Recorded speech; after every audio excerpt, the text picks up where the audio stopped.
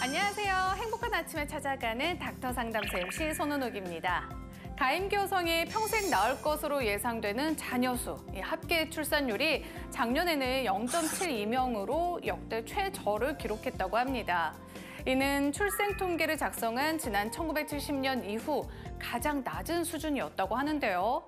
자, 그렇다면 이와 관련한 키워드 어떤 것들이 있을지 알아보시죠. 세 번째, 초혼 연령. 두 번째, 고령 임신. 첫 번째 키워드는 바로 난임입니다.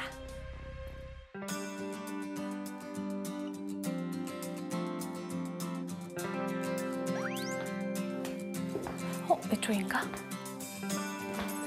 네, 계십니다. 선생님, 안녕하세요. 안녕하세요.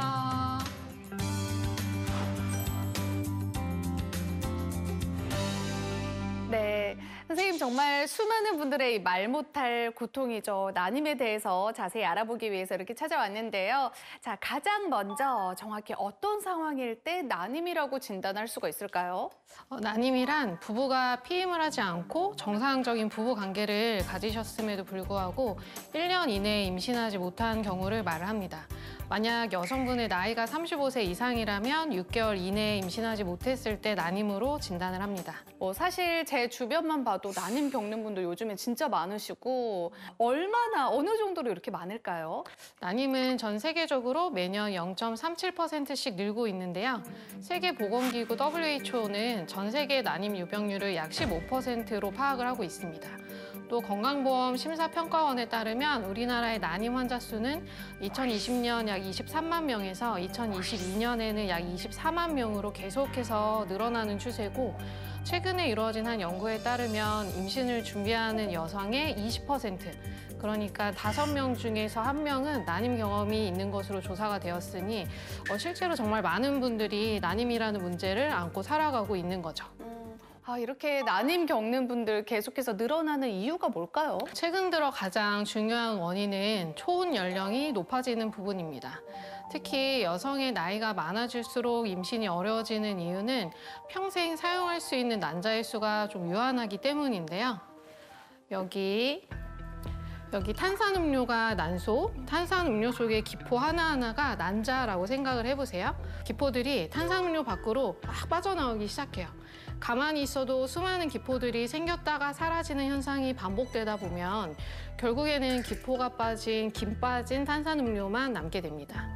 우리 여성의 난소는 태어날 때 200만 개라는 많은 난자를 가지고 태어나지만 여기서 난자의 수가 더 늘어날 수는 없고, 탄산음료에서 기포들이 빠르게 사라지듯이 대부분의 난자가 태화되면서 빠른 속도로 사라지는 거예요.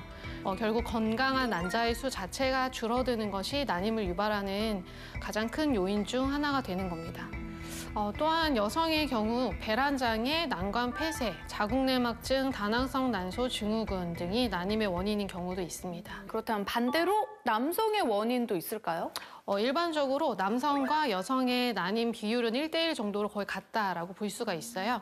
제가 담당을 했던 한 부부의 경우에도 여성의 나이가 36세, 난임 기간 1년이라는 기간으로 내원을 하셨었고, 평소 35일에서 40일 정도의 불규칙 월경 주기, 그리고 피검사, 호르몬 검사상에서 난소나이 호르몬 AMH가 7.0으로 좀 높아서 다낭성 난소로 임신이 어려운 난임이겠구나라고 진단을 했었는데요.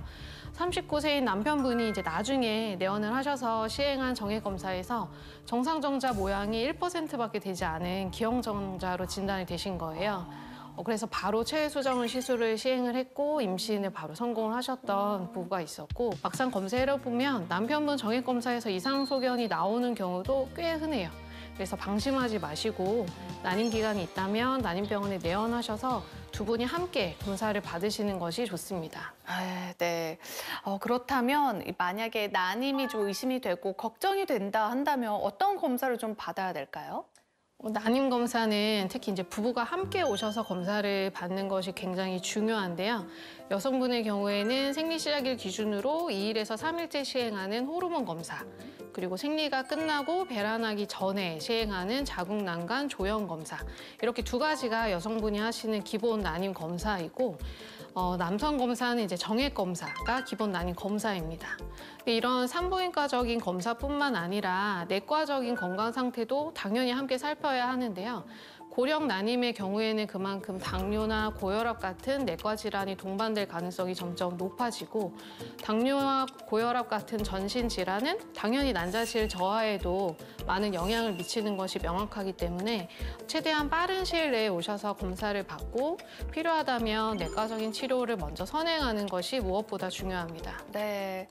자, 난임으로 진단이 되었을 경우에 어떤 치료 방법들이 있는지도 궁금하거든요.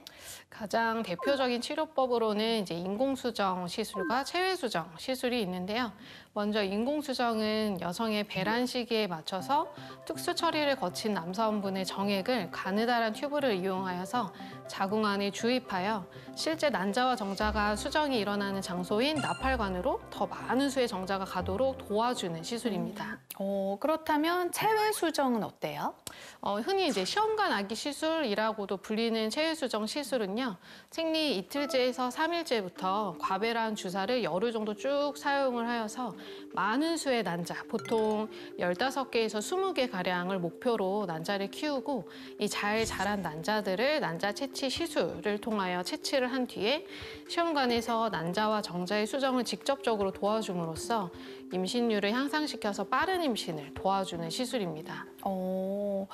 이 인공 수정이나 체외 수정 선택할 때 뭐 고려해야 되는 부분도 있을까요? 호르몬 검사, 자궁 난관 조형 검사, 정액 검사, 이렇게 모든 부부의 기본 검사들에서 두 분 모두에게 큰 문제가 보이지 않는 원인불명 난임이 또 생각보다 흔합니다.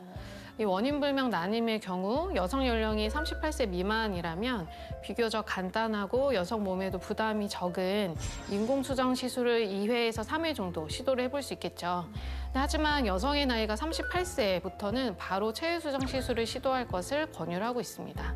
인공수정 또는 체외수정 시술 중에 어떤 시술로 시작을 해보실지를 생각을 하신다면 난임 기간이나 난임의 원인도 중요하겠지만 여성분의 나이가 매우 중요한 인자임을 꼭 기억하셨으면 좋겠습니다. 네. 선생님, 그런데 조금 전에 이 시간도 중요하다고 하셨잖아요. 맞아요. 사실 모든 것이 다 시간과 연관이 있습니다. 미국 생식과학회, 유럽 생식과학회 등의 세계 많은 난임 의사들이 권고하기로는 만 나이 40세부터는 사실 6개월까지 임신 시도 기간을 기다리실 필요 없이 임신과 출산에 대한 생각이 작게나마 있다면 바로 난임병원에 내원을 하여서 검사와 시술의 과정을 빠르게 진행하시는 것이 좋다라고 이야기를 하고 있습니다. 난소의 난자들은 이제 지금도 탄산음료의 거품이 사그라드는 것처럼 빠른 속도로 퇴화하며 사라지고 있고, 이 남은 난자들 중에서 건강하게 배란할 수 있는 난자가 몇 개가 있을지는 아무도 알 수가 없는 부분이기 때문에 자연적으로는 나팔관에서 난자와 정자가 마주치더라도 사실 수정이 일어나지 않을 수도 있거든요. 이 임신 과정에 있어서 매우 중요한 수정이라는 단계를 의학적으로 적극적으로 개입을 하여서 자연 임신에 대비하여 임신 성공률을 증진시키는 시술이 체외수정 시술입니다. 보통 1년이면 12번의 배란과 수정의 기회가 주어지잖아요. 이 12번 중에 한 번이라는 귀한 시간을 효과적으로 사용하게 해주는 의료 기술인 거죠. 그러고 보니까 진짜 이 난임이란 게 그야말로 시간과의 싸움이네요. 맞습니다. 자, 마지막으로 난임을 예방하는 방법도 있을지 궁금합니다.